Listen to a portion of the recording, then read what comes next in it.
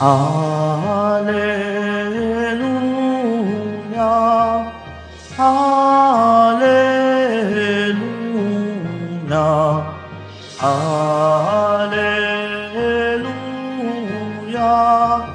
hallelujah.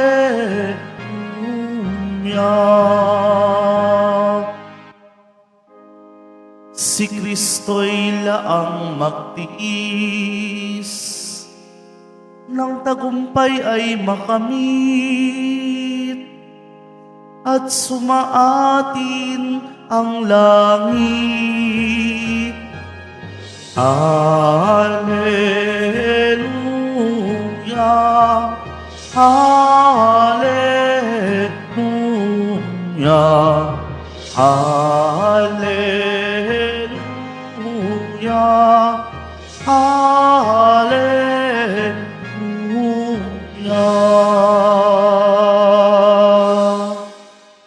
Sumainyo ang Panginoon. At sumaiyo rin. Ang mabuting balita ng Panginoon ayon kay San Juan. Papuri sa iyo, Panginoon. Noong panahong iyon, sinabi ni Jesus sa kaniyang mga alagad, "Kapayapaan ang iniiwan ko sa inyo. Ang aking kapayapaan ang ibinibigay ko sa inyo.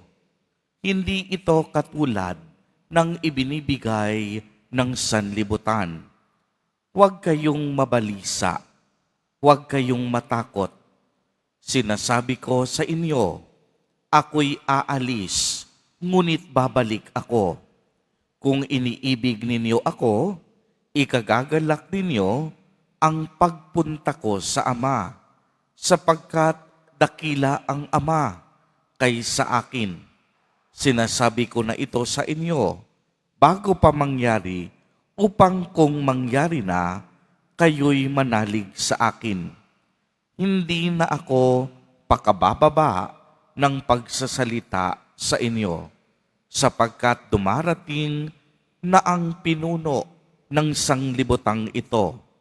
Wala siyang kapangyarihan sa akin, subalit dapat makilala ng sanlibutan na iniibig ko ang Ama at ginagawa ko'y ang iniuutos niya sa akin." Ang mabuting balita ng Panginoon. Pinupuri ka namin, Panginoong Heso Kristo. Magsiupo muna po ang lahat. Magandang umaga po sa inyong lahat, mga kapatid kay Kristo.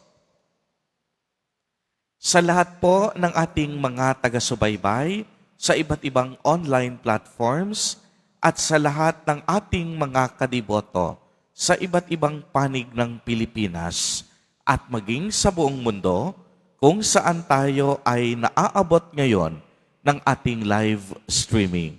Mapayapang umaga din po sa inyong lahat. Purihin at dakilain natin ang ating Panginoon, ang mahal na poong Jesus Nazareno. Mga kapatid kay Kristo at mga kadiboto, malugod po namin kayong tinatanggap sa Basilica Minor at Pambansang Dambana ni Jesus Nazareno. Ano po ba ang ibig sabihin ng kapayapaan? Marami sa atin sa panahon ngayon ang tila baga maraming pasanin sa buhay. Kadalasan, sinasabi nila, wala silang peace of mind. Kadalasan, magulo ang kanilang pag-iisip. Hindi nila maintindihan kung ano ang gusto nila at kung ano ang gagawin nila sa buhay. Kaya naman, ang kapayapaan ay isa sa pinakamahalaga o importanteng kailangan ng tao sa kaniyang buhay. Yung iba, para maging mapayapa, pumupunta pa sa iba't ibang lugar gaya ng tabing dagat o mga bukid. Yung iba, nag-out of town at nag-iibang bansa pa para lang makahanap ng kapayapaan. Pero minsan, kahit anong yaman ng tao, kahit saang lugar pa siya pumunta, ang puso niya hindi pa rin payapa at punong-puno ng pag-aalinlangan. Kaya naman, sa ating ebanghelyo sa araw na ito, isang makapangyarihang pahayag ang binanggit ni Jesus Nazareno, na siya lamang ang magkakaloob ng tunay na kapayapaan. Uulitin ko po sapagkat ito'y napakahalaga.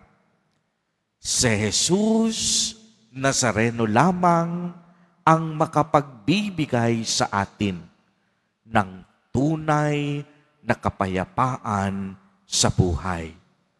At anong sinabi ni Jesus bilang pagpapaliwanag?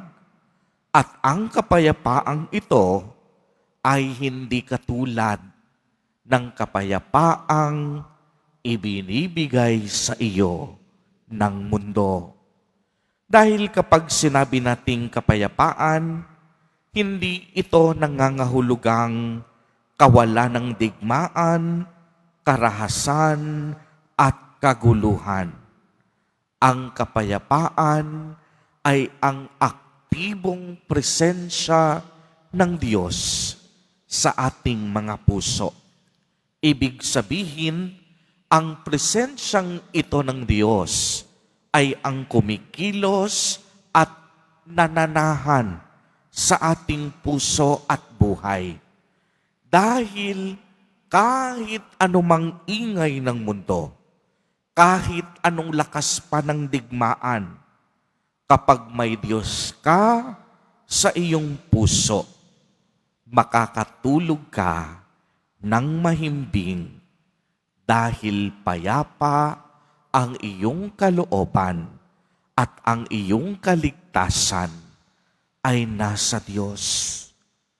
Hindi ka takot harapin ang mga pagsubok. Hindi ka takot sa mga ingay dahil alam mo sa puso mo na may Diyos na hindi kailanman nagpapabaya. Makikita naman natin ito sa buhay ni Jesus Nazareno nung siya'y nakipamuhay sa atin. Puspos siya ng pag-ibig. Nagdala siya ng kaginhawahan sa mga sumasampalataya sa Kanya. Hanggang sa Kaniyang kamatayan, kapayapaan pa rin ang kaloob niya sa Kaniyang mga alagad. Sa Kaniyang pagkabuhay na mag-uli, dala-dala rin pa rin niya ang kapayapaang ito sa Kaniyang mga alagad.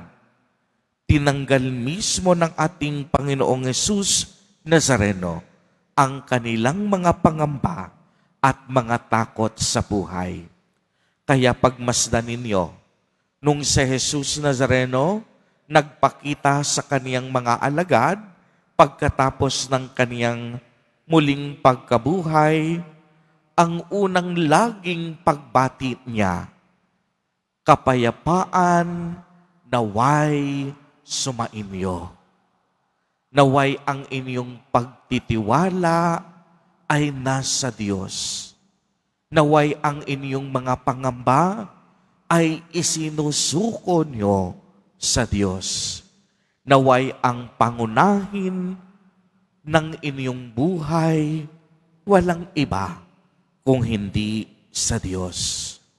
Mga kapatid kay Kristo, bilang mananampalataya ni Jesus Nazareno, wala tayong dahilan para mapagabag at matakot sa hamon ng buhay.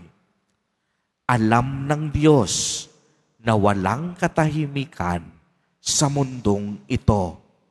May mga pagkakataon talaga na makakaranas tayo ng kalungkutan, pagsubok, at paghihirap dahil ito ay bahagi ng ating buhay. Uulitin ko mga kapatid, ang kalungkutan, pagsubok, at paghihirap bahagi ng ating buhay. Ngunit, hindi nangangahulugan na hindi na tayo makasusumpong ng tunay na kapayapaan. Kapayapaan na sa kabila ng ingay at gulo, nananatili pa rin ang kapayapaan sa puso mo dahil alam mo na kasama mo at kapiling mo ang Diyos. Mga kapatid, ang tunay na kapayapaan ay ang pagkilala at pagtitiwala natin sa awa, pag-ibig at kapangyarihan ng Diyos.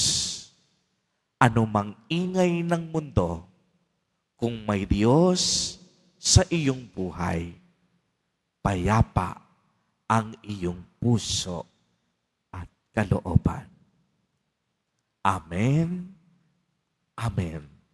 Purihin at dakilain natin ang ating Panginoon, ang mahal na poong Jesus Nazareno.